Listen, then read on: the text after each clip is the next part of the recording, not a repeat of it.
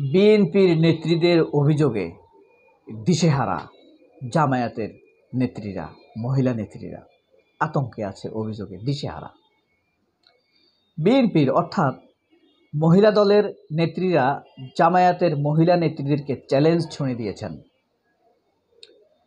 তারা এখন একটি রং পারসেপশনে এসেছেন, অনুধাবন করতে পেরেছেন জামায়াত ইসলামের ভোটের রাজনীতিতে এই মুহুর্মুহু বিজয়, আমি ডাকসুর কথা বলছি, নারীদের ভোটের ক্ষেত্রে মুহুর্মুহু বিজয় এই নারীদের কর্মতৎপরতার কারণেই এগিয়ে গেছে।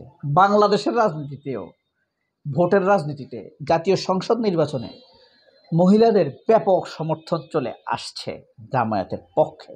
ভোটের মাধ্যমে সেটা শুধু প্রমাণ হওয়ার পালা। যাই হোক, এবার নতুন করে ছাত্রী দলের নেত্রীরা এবং মহিলা দলের, বিএনপির মহিলা দলের নেত্রীরা জামায়াত নেত্রীদের চ্যালেঞ্জ ছুঁড়ে দিয়েছেন, অভিযোগ করেছেন অনেকগুলো।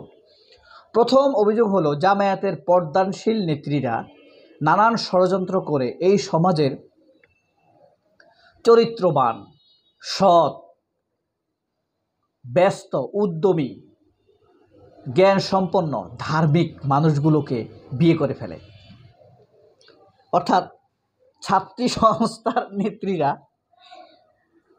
বিভিন্ন ষড়যন্ত্র করে এই সমাজে, বাংলাদেশে যত সৎ মানুষ আছে, সুন্দর মানুষ আছে, নামাজি মানুষ আছে, সৎ আছে, ধার্মিক আছে, দায়িত্বশীল আছে, স্ত্রীদের প্রতি ভালোবাসা আছে, এমন মানুষগুলোকে তারা বিভিন্নভাবে বিয়ে করে ফেলে।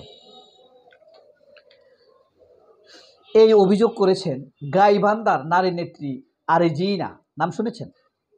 গাইবান্ধার উপজেলা আওয়ামী লীগের মহিলা আওয়ামী লীগের সভানেত্রী, উপজেলা মহিলা অনেক বড় নেত্রী না। সম্প্রতি সে বিএনপিতে যোগ দিয়েছে। আরেজিনা, থাম্বনেইলে ছবি দেওয়া আছে, আপনারা দেখতে পাবেন।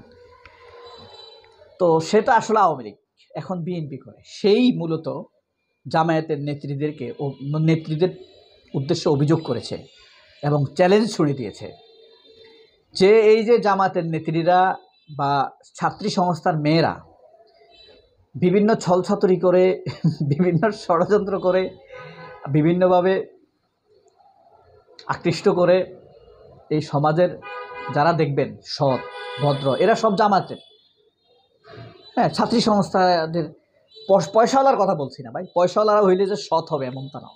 যারা সৎ, যোগ্য, মানুষ ভালোবাসে, ভালো জানে, দেখতে ভালো, সুঠা, ভদ্র, সভ্য, হ্যাঁ, দায়িত্বশীল, স্ত্রীর প্রতি মমতা আছে, ভালোবাসা আছে, মা বাবার প্রতি দায়িত্ব আছে, এমন লোকগুলোকে তারা কিভাবে জানে বিয়ে করে ফেলে।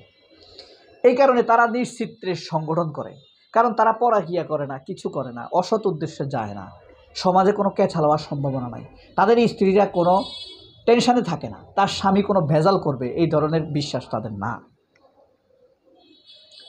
অথচ এই ছাত্রী দলের নেত্রীরা বা বিএনপির স্ত্রীরা, যারা বিএনপি করে তাদের স্ত্রীরা অনেক ধরেন নানান রকম সমস্যায় থাকে। হ্যাঁ, এই সমস্যাগুলো কি? তা একটা বিএনপির লোক পরাকিয়া করে, বিএনপির লোক করে বেশি পরাকিয়া করে, আর আওয়ামী লীগের লোকরা ধর্ষণ করে, বুঝছেন? বা ইলিশিট মহিলাদের কাছে যায়, আরেকজনের স্ত্রীকে জোর করে নিয়ে আসে। এটা হলো আওয়ামী লীগের নেতাদের বৈশিষ্ট্য। আর বিএনপি নেতাদের বৈশিষ্ট্য হলো পরাকিয়া, হ্যাঁ, ভিডিও ট্র্যাপে বন্দী হওয়া। তো ছাত্রী দলের বা বিএনপির ওয়াইফেরা যারা নেত্রী, মহিলা নেত্রী কারা? তারা জেলা বিএনপির সভাপতির স্ত্রী হইল জেলা মহিলা যুব দলের সভানেত্রী, মহিলা বিএনপির সভানেত্রী, মহিলা দলের সভানেত্রী, এরকমই তো। তো তারা বলে যে আমরা তো টেনশনে থাকি, আমার স্বামী কখন পরাকিয়া করে, কখন কোন মেয়ের সাথে প্রেম করে, কখন কোন অসৎ কাজে জড়িয়ে যায়, এসব টেনশন করতে গিয়ে আমরা সংগঠনকে সময় দিতে পারি না। অথচ জামায়াতের নেত্রীরা কি সুন্দর, তারা টেনশন মুক্ত থাকে, তাদের স্বামী পরাকিয়া করবে না, তাদের স্বামী অসৎ উদ্দেশ্যে কাজে জড়াবে না, সমাজের কোনো কেচালে জড়াবে না, কোনো অবৈধ উপার্জনের ক্ষেত্রে জড়াবে না।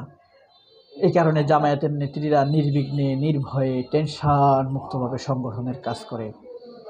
আমরাও এবার তাদেরকে চ্যালেঞ্জ ছুড়ে দিলাম, নেচে গেয়ে আমরাও যাব, তাদের সকল বৈঠক, কোরআন তালিম ভণ্ডুল করে দিব। তারা যেখানে কোরআন তালিম করবে আমরা সেখানেই আমরা নাচ গানের অনুষ্ঠান করব। অর্থাৎ জামায়াতের নেত্রীরা তো কোরআন তালিম করে বিভিন্ন জায়গায়, তাই না? সেখানে এবং ছাত্রদলের বিএনপির নেত্রীরা গিয়ে এখন এই কথা শোনার পর তারা তো ধরেন দিশেহারা জামায়াতের নেত্রীরা। এখন তারা কি করবে?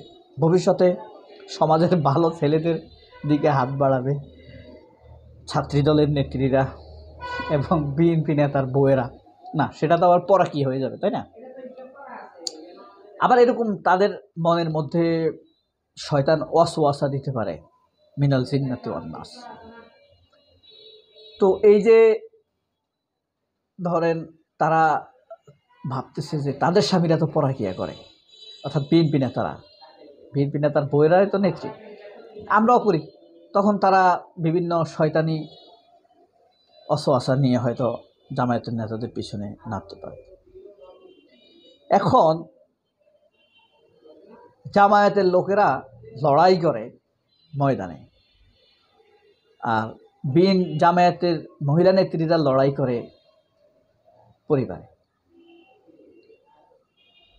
কেউ সমাজকে সুন্দর করে, কেউ পরিবারকে সুন্দর করে। তারাও দেখিয়ে দিবে ভবিষ্যতে কিভাবে জামায়াতের নেত্রীরা, মহিলা নেত্রীরা তাদের চাইতে বেশি কাজ করে। আমরাও টেনশন মুক্ত, আমরা সব সামাল দিব। স্বামীর পরাকিয়া সামাল দিব, স্বামীর পরাকিয়াকে চ্যালেঞ্জ করব। স্বামী যদি একটি বিএনপি নেত্রীদের কথা একটি পরাকিয়া করে, আমি আরেকটি পরাকিয়া করব। হ্যাঁ, সে যদি 10টা মেয়ের সাথে প্রেম করে, আমিও করব, তাকে চ্যালেঞ্জ দিব। এই সব চ্যালেঞ্জ দিয়েই সে সাংগঠনিক কাজ করবে এবং জামায়াতের নেত্রীদেরকে চ্যালেঞ্জ ছুঁড়ে দিবে। এখন আপনারা কি মনে করেন, আসলে কি বিএনপির নেত্রীরা এই চ্যালেঞ্জে উতরাতে পারবে? মানে সম্ভব তাদের যে চ্যালেঞ্জ? বা জামায়াত কি আসলে দিশেহারা? জামায়াতের নেত্রীরা কি আসলে ভয় পেয়েছে? আপনাদের মতামত জানতে চাই, মতামত জানালে সবাই অনেক ভালো থাকবেন। আমাকে অনেক দোয়া করবেন।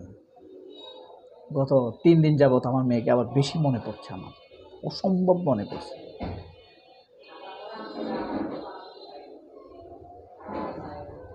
সবাই ভালো থাকবেন, আপনাদের পরিবারের সবার জন্য দোয়া। সবাই অনেক সুখে থাকবেন, সুস্থ থাকবেন, নিরাপদে নিশ্চিন্তে থাকবেন, পেরেশানি মুক্ত থাকবেন। আল্লাহ হাফেজ। আসসালামু আলাইকুম।